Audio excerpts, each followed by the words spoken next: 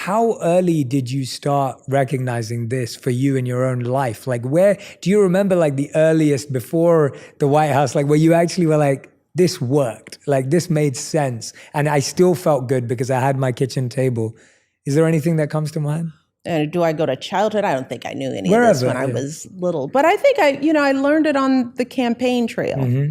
It was a product of one of the hardest moments that I had on the campaign trail, but one of the best growth moments. And I write about this in The Light, when I was accused of not loving my country because of some phrasing I said. I learned, first of all, that when you have a public forum, especially in this day and age, that and you're like competing, people will distort you whenever they can. And if they distort your words, your truth, even your personhood, which I felt like people attempted to do with me, with us. They tried to otherize us as the first Black people, accusing my husband of being a terrorist and not being born in this country, accusing me of being an angry Black woman, and, the labels that can easily get put on others, that people that are othered, right? To make people afraid of us, that is a strategy that gets played again and again and again. It was being played on me, and it got me to the point where I was almost ready to quit campaigning, right? But then I thought, I have to be more strategic than they are about how I deliver my message. I have to be authentic, but I also have to be careful so that I don't get mischaracterized. I have to be smarter than them.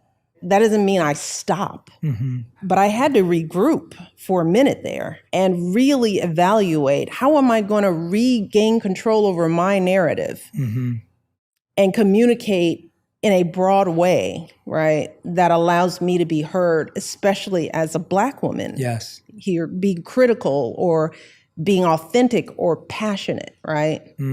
That was a learning curve to me. I mean, I think my sentiments about the importance of communication were always there. Yes. My belief in how important it is that stories connect us, that was there. I learned that in life. But learning how to do that on the public stage, I learned the tricks and pitfalls of it in my first campaign. Yes. And those lessons stay with me. Yeah, thank you for that example.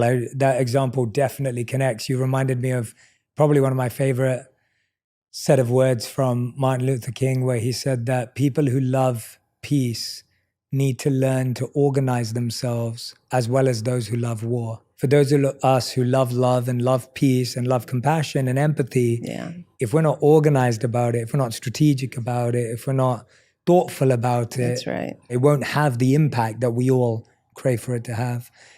Michelle, you've been so kind and generous with your time. We end every episode with a final 5.